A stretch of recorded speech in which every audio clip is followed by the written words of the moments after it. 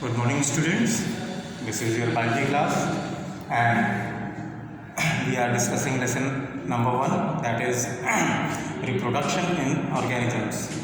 So, in yesterday's class, we discussed about asexual reproduction, and today we will take a short recap of this topic. So, asexual reproduction, as we discussed yesterday, it is uniparental.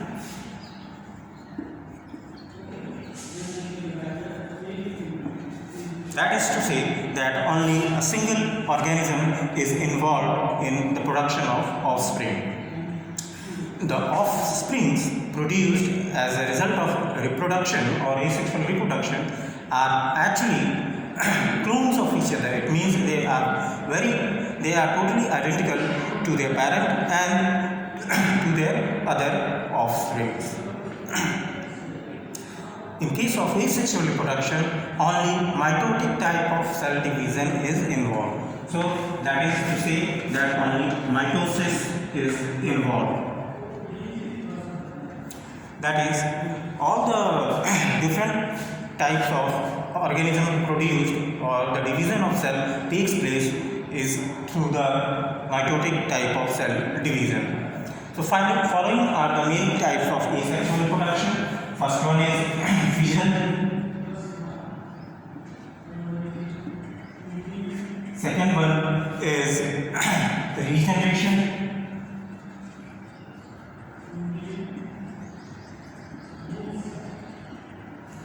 Third one is budding.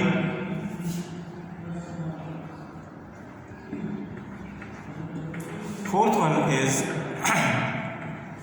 spore formation.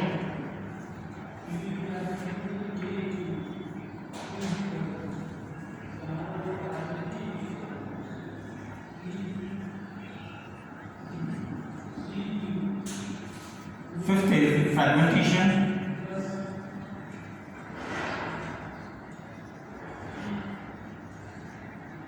And the last is vegetative propagation.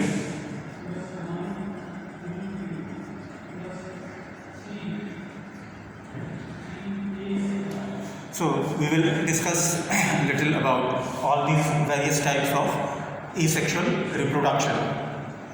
Fission. In case of fission, a single parent cell splits or breaks up into two or more daughter cells.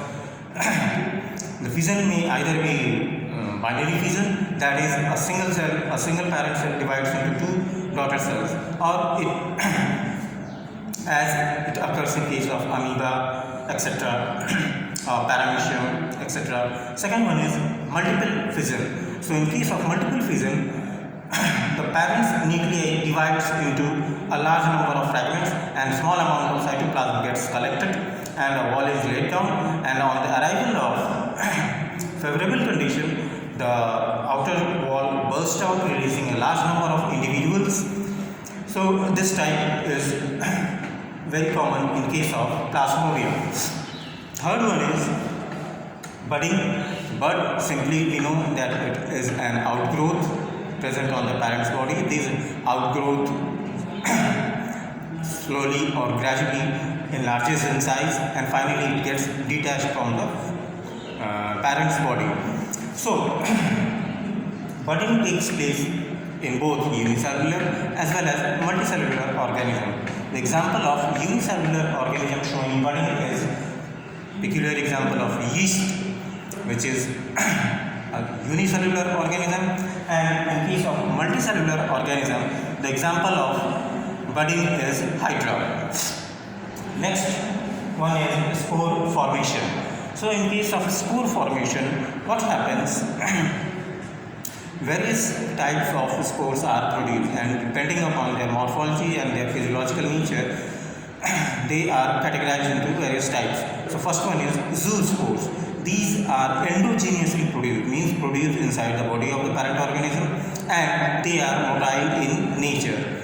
And for such movement, they use either one or two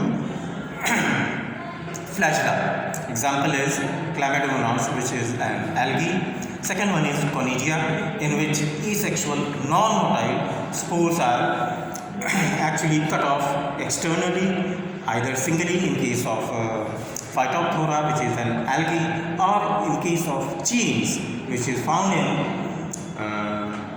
penicillium, which is a fungus from which penicillin antibiotic is obtained. Next one is gemmules. Internally, these asexual spores units or buds are called gemmules,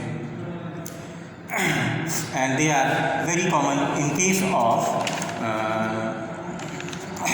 of sponges. Next one is fragmentation, in which the parent's body actually or accidentally breaks up into two or more parts, and each part behaves as a single individual. Last one is vegetative propagation, in which new plants are formed from the vegetative part of the plant. For example, in case of root, stem or leaf. So bulbils are produced in agave, bulbs are produced in onion, garlic, etc. Leaf buds are found in the plant Diaphyllum. Rhizome is also an example of vegetative propagation, which is found in ginger, and runner, of course, in case of oxalis and sucker. So that was all about the previous topics which we have already discussed. So today we will study about sexual reproduction.